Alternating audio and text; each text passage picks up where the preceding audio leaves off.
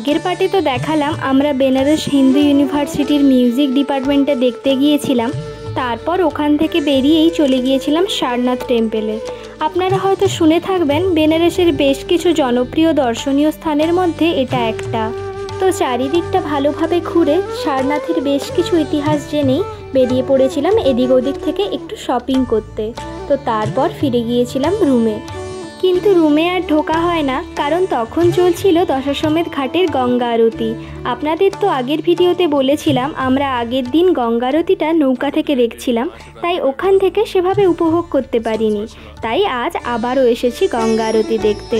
তো চলুন বেশি না বকে আপনাদেরও গঙ্গা আরতিটা দেখাই, আপনারাও আমার সঙ্গে পুরোটা উপভোগ করুন।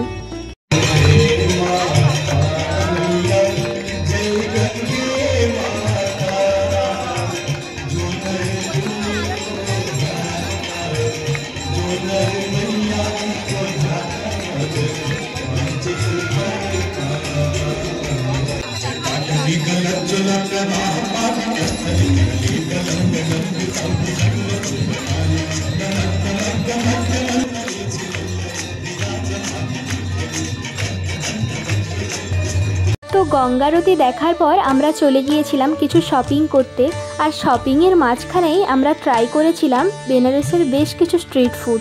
যেমন কাশি চাট ভান্ডার থেকেই প্রথমেই ট্রাই করেছিলাম এই পানিপুরি, যেটা খেতে বেশ ভালো ছিল, আমাদের এখানকার মতো না, জলটা তো বেশ ভালো খেতে। তারপর ট্রাই করেছিলাম টমাটার চাট, এটাও বেশ ভালো ছিল খেতে, বেশ অন্যরকম। এছাড়াও লস্যি আরও বিভিন্ন ধরনের স্ট্রিট ফুড ট্রাই করেছিলাম আমরা। তবে বেনারস এসেছি আর বেনারসি পান খাবো না, এটা কি হয়? তো আমরা আজকের খাওয়া দাওয়া শেষ করলাম এই সুন্দর পানটা দিয়ে, বেশ ভালো খেতে ছিল।